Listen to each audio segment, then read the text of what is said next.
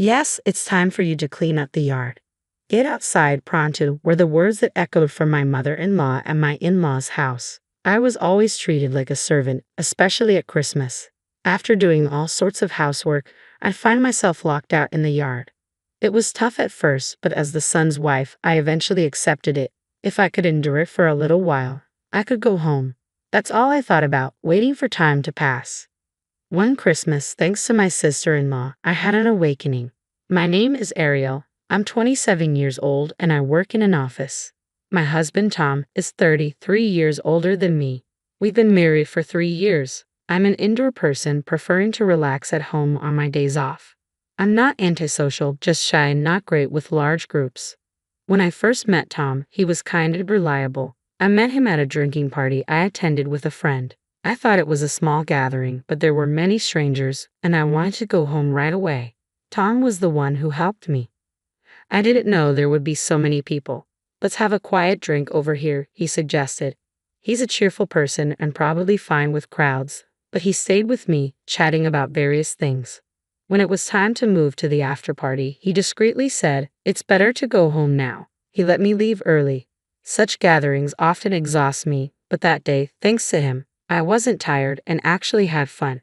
He remained kind and reliable as we dated. As an indoor person, he took me to places I'd never seen before, showing me beautiful views. He was always gentle, escorting me wherever we went. In the 2 years we dated, we never fought. But after marriage, I saw a not-so-kind side of him. Perhaps it was inevitable. No longer just his girlfriend, but his son's wife. When he came home, "Is dinner ready? Can I take a shower?" He'd always ask. I work full-time, though I don't have overtime. Sometimes, depending on when my husband gets home, I can't get dinner or his shower ready in time. "I'll do it now. Just wait a little longer," I tell my husband, always rushing to prepare. If he realized things weren't ready, he'd let out a deep sigh and sit down on the sofa to watch TV. "Oh, beef stew again," he'd remark. I try to prepare in advance or get creative, but if it's the same menu, he gets upset, accusing me of slacking off. Even with simple dishes, my husband never helps. Instead, he leaves his socks under the sofa. He seemed like the epitome of a henpecked husband. We had never lived together before marriage, and I was taken aback by this behavior, as we hadn't experienced this when staying at each other's places. I'm not the most efficient, so while feeling guilty, I kept thinking about how to do household chores more effectively. Apart from this, he was as kind as he always had been. I always thought it was just me failing as his wife. This feeling intensified whenever we visited my in-laws' house. Their house is an hour's drive from ours. I only go a few times a year, but I get so nervous I can't sleep the night before. My father-in-law, Eric, a henpecked husband like my husband, always sits quietly in the same spot, reading the newspaper. Coffee, I'd often hear him say to Mary, my mother-in-law, as if used to it. Mary prepares the coffee even before being asked and serves it right away. I guess my husband grew up seeing Mary do this and expects the same from me. Eric, being a man of few words, shows little interest in me, barely speaking beyond greetings. Mary is a strong, talkative woman, having been a housewife for years. She efficiently does her chores, probably finding my ineptitude frustrating. When at the in-laws, I cook with Mary, but she often scolds me. "What are you waddling for? Get those vegetables chopped now." I can only reply, "I'm sorry, I'll do it right away."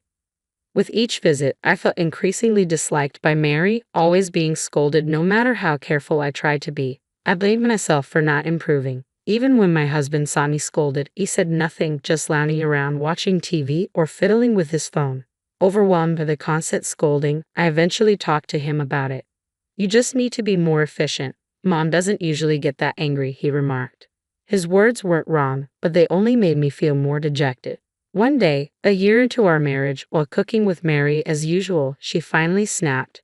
"I'm so frustrated doing chores with you. I can't take it anymore. From now on, you'll do it alone. I'll just give instructions," she declared. It seemed Mary had reached her limit with me, scolding me every time. "All right, I understand. I'm sorry," was all I could say. Yet again, after apologizing, I ran to the bathroom in tears, feeling pathetic for upsetting Mary so much. I felt terrible for not being a good daughter-in-law. From then on, under Mary's orders, I did all the household chores alone when at the in-laws' house. Even though I worked by myself, Mary's scolding didn't stop. I was always apologizing. Despite my efforts, my husband and Eric just turned a blind eye. Christmas was particularly depressing. My husband has 3 siblings, and his unmarried brother would come home for the holidays. Sally, my sister-in-law, living far away, only comes back once a year and spends her time at her husband's parents' house. Every year on Christmas Eve, Mary cleans the house from top to bottom, prepares roast turkey, and gets ready for the Christmas feast. On Christmas Day, she cooks up a storm and waits for her 2 younger sons to return. The first year, having helped Mary before, now that I was doing chores alone, it meant handling everything. Just thinking about it was overwhelmingly distressing.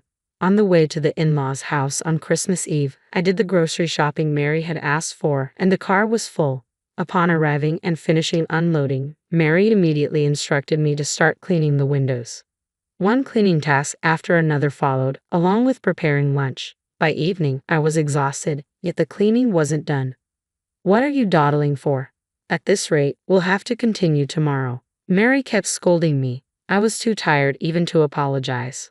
When I finally finished cleaning, it was already dark outside. Then, I started preparing the roast turkey and cleaning up, and before I knew it, it was the next day. I hadn't even started preparing for tomorrow's meal.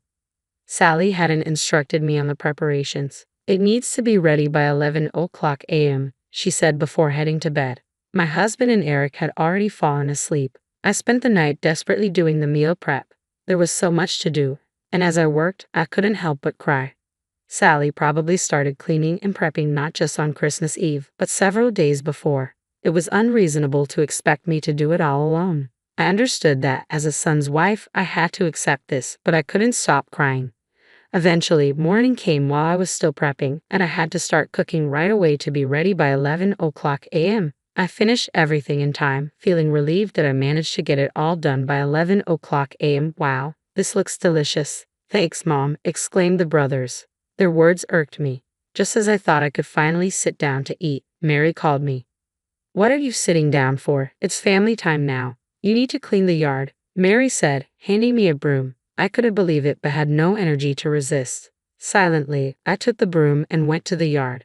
From inside the house, I could hear my family chatting and laughing, seemingly uncaring of my absence. The in-laws' house is in the north, and it was freezing that day. I didn't even have time to put on my coat, so I shivered uncontrollably as I tried to clean. Tears and a runny nose wouldn't stop. I kept telling myself it was my duty as a son's wife, just waiting for the time to pass.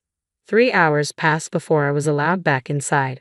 I was so cold I could barely move, but Mary immediately said, "Hurry up with the cleaning." Shivering, I did the dishes. I knew I could go home soon, as my husband had to work from the second day. That thought kept me going. By the time I finished, it was time to leave. I was exhausted, having not slept since the day before.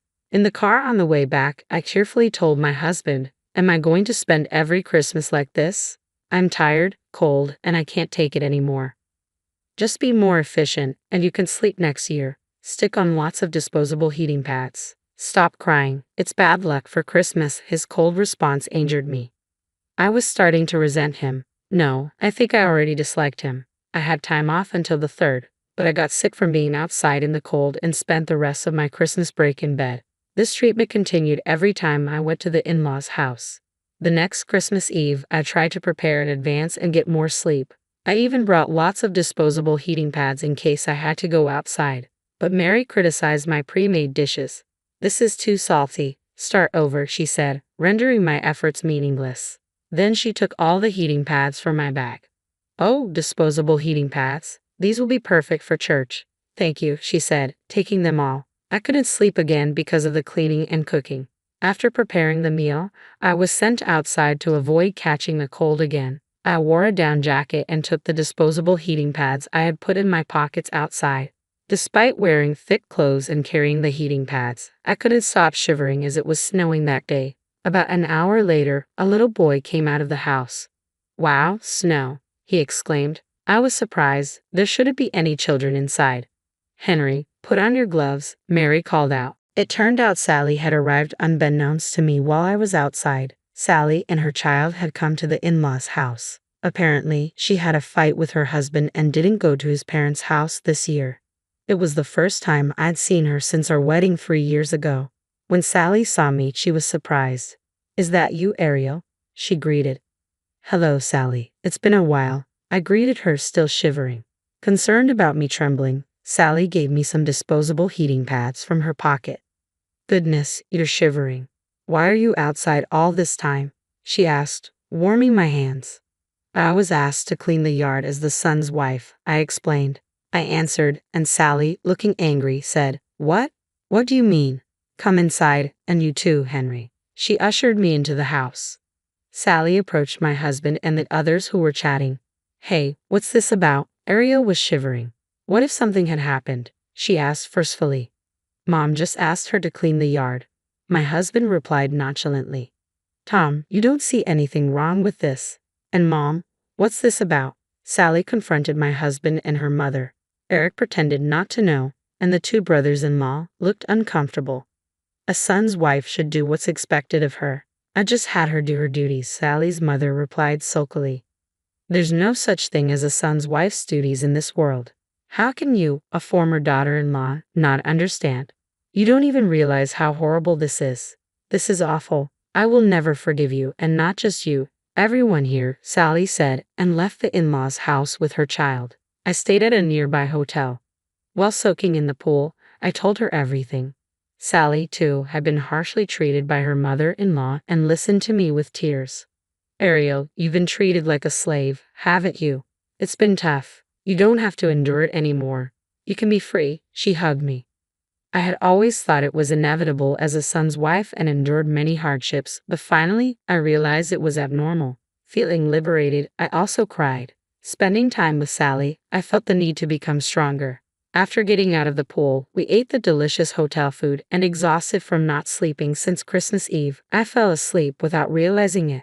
The next morning, I saw missed calls from my husband but ignored them, choosing to explore the area around the hotel with Sally and her child. Throughout this, my husband and Mary kept calling. Ariel, it's okay to ignore him, Sally advised, so I didn't answer the phone and enjoyed sightseeing instead. Later that evening, when Sally said she was going home, I drove her to the station.